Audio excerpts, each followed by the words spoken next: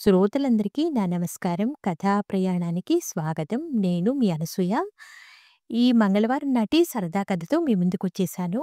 కథ పేరేంటంటే 'విస్సిగాడి విమానయానం'. సరే, కథలోకి ప్రయాణం చేద్దాం. ఈ ప్రపంచంలో కొన్ని వింతలు, విచిత్రాలు జరుగుతూ ఉంటాయి. అలాంటి వాటిల్లోదే ఇప్పుడు మనం చదువుతున్న కథ. అదేమిటంటే త్రిపురాంతకం, మకరాంతకం మంచి ఫ్రెండ్స్. పక్కపక్క ఇళ్లలో ఉండేవాళ్ళు వాళ్ళిద్దరూ.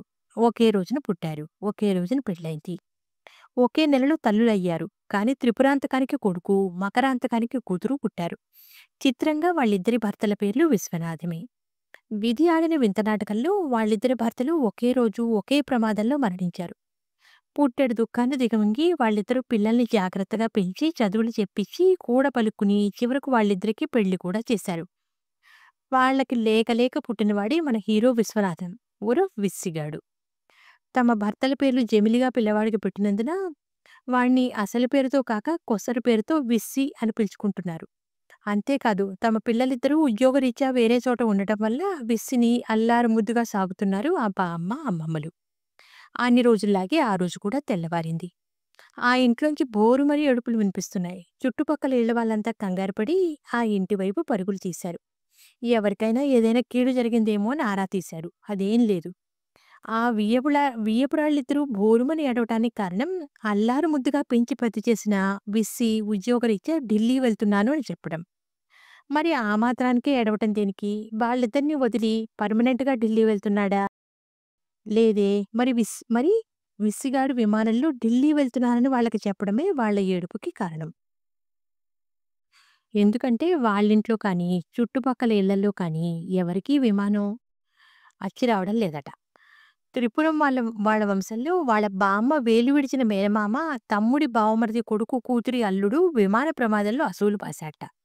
ఇక మకరం భర్త పినతల్లి కొడుకు స్నేహితుడి అత్తామామలు విమానమెక్కి డైరెక్ట్‌గా స్వర్గానికి చేరుకున్నారట. అవే కారణాలు. అలాంటి సంఘటనలు వినడం, చూడటం వల్ల వాళ్ళిద్దరికీ విమానం అంటే చచ్చే భయం. ప్రాణానికి ప్రాణంగా చూసుకుంటున్న బిసిగాడు ఎక్కడ విమానం ఎక్కి తమకు దూరమైపోతాడో అన్న దిగులు, బెంగ వాళ్ళిద్దరిని ఆవహించి సోలోగా ప్రారంభమై డ్యూయెట్‌గా మారి ఆ ఏడుపులు అందరినీ భయభ్రాంతుల్ని చేశాయి. తలస్నానం చేసి బాత్రూంలోంచి బయటకొచ్చిన బిస్సికి సీన్ అర్థం కాక "ఏం జరిగిందే? ఎవరైనా పోయారా? శోకన్నాలు పెడుతున్నారు" అని అడిగితే ఏడుపుల స్పీడ్ పెంచి ఎంతకో చెప్పక చివరికి అతను గద్దించేసరికి "విమానం ఎక్కుతానన్నావుగా నీకేమైనా జరిగితే" అంటూ మళ్ళీ ఆరున్నొక్క రాగాలు ప్రారంభించారు. "ఆపండి మీ దిక్కుమాలిన ఏడుపులు. విమానం ఎక్కిన ప్రతివాడు చస్తాడా? ఎవడో, ఎప్పుడో, ఎక్కడో ఎలాగో కాలం మూడి చస్తే దాన్ని నాకు ముడిపెట్టి విసుగు పుట్టిస్తున్నారు. నే వెళ్ళేది ఆఫీస్ పని మీద. చక్కగా ఫ్లైట్‌లో వెళ్ళరా బాబు అని ఆఫీసు వాళ్ళు వసతి కల్పిస్తే వీల్లేదని అడ్డం పడుతున్నారు మీరు. గట్టిగా నా ప్రయాణం ఇక్కడి నుంచి 3 గంటలు. కళ్ళు మూసి తెరిచేలోగా ఢిల్లీ వచ్చేస్తుంది. ప్రయాణం ఎంత సుఖమో మీకేం తెలుసు? ఈ మధ్యన మద్రాసులో ఒకాయన 2,00,00,000 ఖర్చు పెట్టి మేళగాళ్ళను, పురోహితులను కూడా వెంటబెట్టుకుని విమానంలో పెళ్లి కూడా చేసుకున్నాట.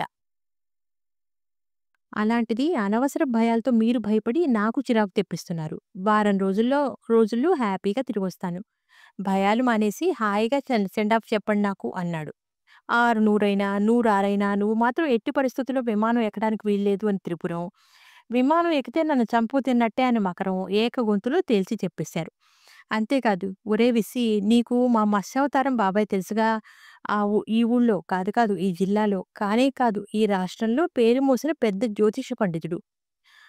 ఆయనకు నువ్వు పుట్టి పుట్టగానే నీ జాతక చక్రం చూపిస్తే వీడికి విమానగండం ఉందని చెప్పాడు. కాబట్టి నువ్వు మా ఇద్దరికీ ఓ వరం ఇవ్వాల్సిందే." ఏమిటా వరం అంటున్న అతన్ని అడ్డుకుని, మన దేశంలో కానీ, విదేశంలో కానీ, ఒంటరిగా గానీ, పెళ్ళాం బిడ్డలతో కానీ, బంధుమిత్రులతో కానీ, ఆఫీసు వాళ్ళతో కానీ, ఎప్పుడైనా ఏ ఒత్తిడిలోనైనా, ఏ వీక్‌నెస్‌తోనైనా విమానంలో ప్రయాణించను అని వరం ఇవ్వాలి అంటూ ఇద్దరూ ఒకేసారి చేతులు చాపి వరం ఇవ్వమని అడిగారు. "ఆపండి మీ పసిపిడి ఆంక్షలు.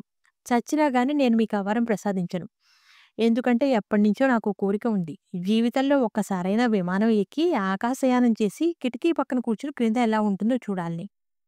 ఆఫీసు పుణ్యమా అని ఊహించని పెద్ద అదృష్టం వరిస్తే తాటకీ శూర్పణఖలాగా అడ్డుపడి వెనక్కి లాగుతున్నారు. మీ పిచ్చి భయాలతో నా కోరికను చంపేస్తున్నారు. కాబట్టి ఎట్టి పరిస్థితుల్లోనూ నేను మీకా వరాన్ని ఇవ్వను, ఇవ్వలేను" అని తేల్చి చెప్పేశాడు విస్సీ. అంతే బాంబు పేల్చినట్టు "ఒరేయ్ విస్సీ! నువ్వు ఆ వరం ఇవ్వకపోతే ఈ క్షణం నుంచి మేం పచ్చిగంగ పుట్టం.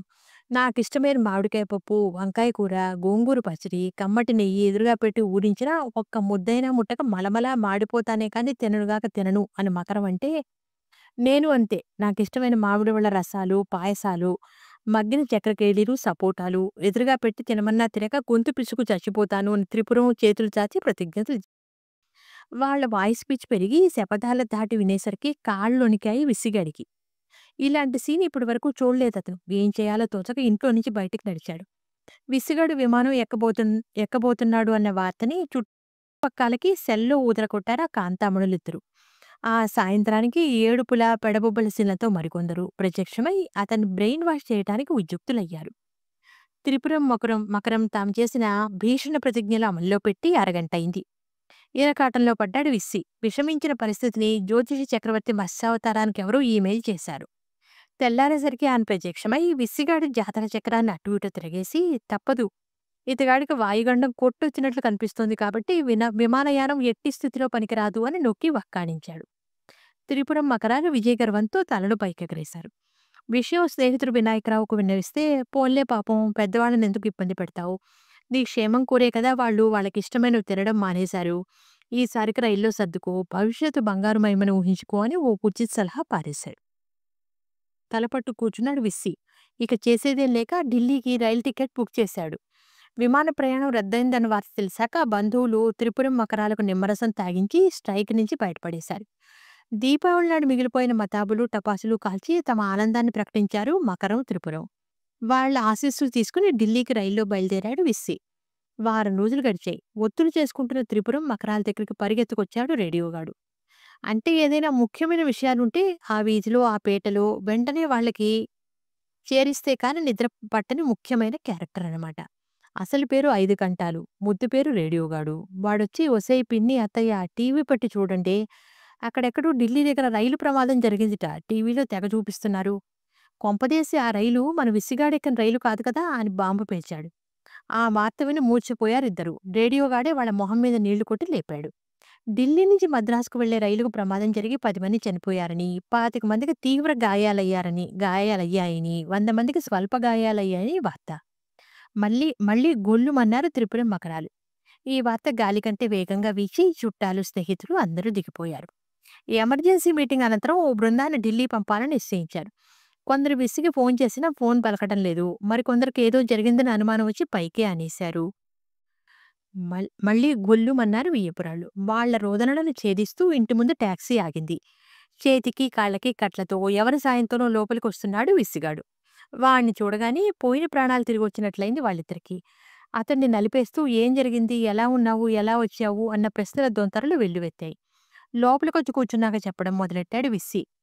విమానం వద్దో అని నన్ను భయపెట్టి రైల్లో పొమ్మన్నారుగా, అలానే రైల్లో వెళ్ళా. వచ్చేటప్పుడు కూడా రైలు బుక్ చేశా. ఢిల్లీ దాటి ఓ 100 కిలోమీటర్లు వచ్చేసరికి కరకర, కిరకిర అంటూ శబ్దాలతో రైలు పట్టాలు తప్పి పడిపోయింది. కొన్ని బోగీలు తిరగబడ్డాయి. ఆ పడ్డ పెట్టెల్లో ఓ దాంట్లో నేను ఉన్నా. అదృష్టవశాత్తు నాకు చిన్న గాయాలే తగిలాయి. పాపం కొందరు చనిపోయారు. కొందరికి బాగా గాయాలయ్యాయి. వాళ్ళందర్నీ ఆసుపత్రిలో చేర్చారు. నాలాంటి వాళ్ళని కొందరిని కట్టించి ఇళ్లకు పంపేశారు.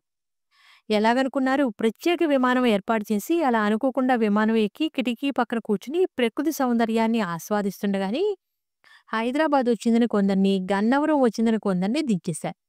టాక్సీ ఎక్కి క్షేమంగా ఇంటికొచ్చాను. ఇప్పుడు నన్ను క్షేమంగా ఇంటికి చేర్చింది విమానమా, రైలా? వాయుగుండం భయపడిన మత్స్యావతారం బాబాయిని ఏం చేస్తారు? చెప్పండి. ఈ రూపేణా అన్నా విమానం ఎక్కాను. నా కోరిక తీరింది మొత్తానికి అంటున్న విసిగాడి మాటలు వింటూ వియ్యపురాళ్ళు నోరు తెరుచుకుని అలా ఉండిపోయారు. విన్నారుగా ఈ విస్సిగాడి విమానయానం అనే సరదా కథను. వచ్చే వారం మరో మంచి కథతో మీ ముందుంటాను. అంతవరకు సెలవు. నమస్కారం. ఉంటాను.